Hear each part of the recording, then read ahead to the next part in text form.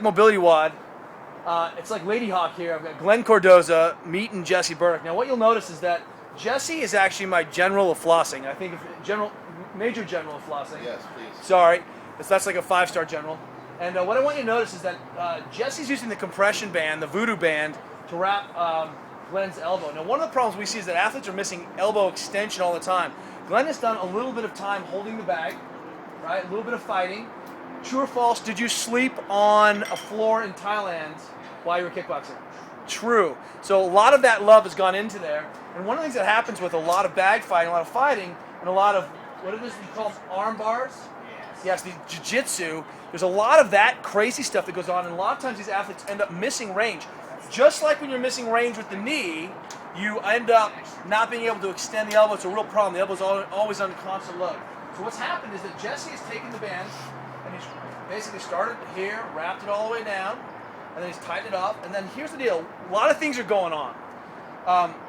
Jesse's going to start, as his super friends, just take him through a range of motion, but he can do this himself. Ooh, Glenn, no pain face. He's that tough. But what's happening is we hypothesize that we're getting compression gapping. We're shearing the tissues at the local level, so we're getting a lot of movement in there. One of the other issues is that when we have a little area that's really ugly and short, then what we do is we get some temporary ischemia in there, then we release it, boom, big blood flow. We're working on the fascial patterning because it ties it all down.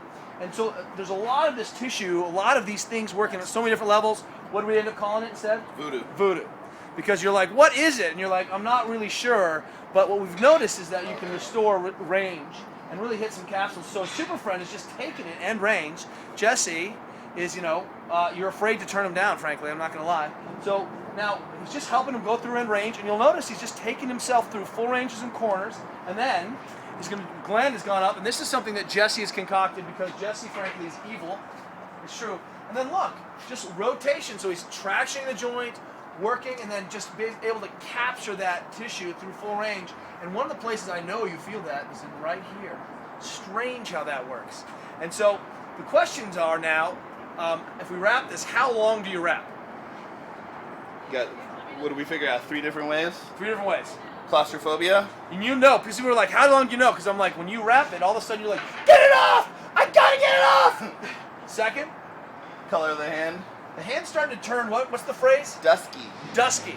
And Mom, one of these hands is not like the other. This one is pink and healthy, and this one is, look how jacked you look right now, son. So you can go by the color of the death hand. And 3 is if you start to get it off. Get it off. See? Get it off, I'm serious.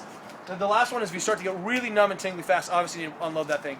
I don't know, that's 3 or 4 minutes of the load. Sometimes helping a friend load this up. Definitely try yourself.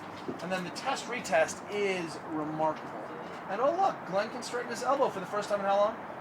A while. A while. Easy way. Let's do one more wrap. Can you wrap it? And we'll capture the entire wrapping process. So you can see. Now again, this is what I call the Burdick wrap protocol. But Jesse just turns out to be really, really good at this. So if you're in Pleasanton and you're like, hey, I have a strip of rubber, hey, I would love to get compressed, go see Jesse Burdick. By the way, that's powerwod.com if you want to check out the resource for that. So he's got it up. We're going to show just one quick wrap and focus it on that so you can really see. Now, what are you thinking? How much stretch? That's 0. It's about 100. We're going about 50 to start, just to capture it. Get a nice purchase there. That was for Adam because that was his favorite work. Then we're going to try and pull to about 75%. What you want to concentrate on is like exactly watch where you're going with this band.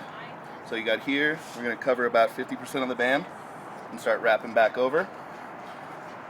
And then what's going on with Glenn is his elbow's right in here. So we're just going to work on really making sure that all of this area is covered. And as we get down to about that last little third of the band, we're going to really, really start to crank because what we want is to create a nice, almost piano wire effect right in that spot. It's pretty tight. You need to slack it out, like so. Pull a nice gap in. Does it feel tight? Through. Yeah, it's tight. Then always, if you can, pull a little slack out. Leave it right in the spot that you're trying to get onto.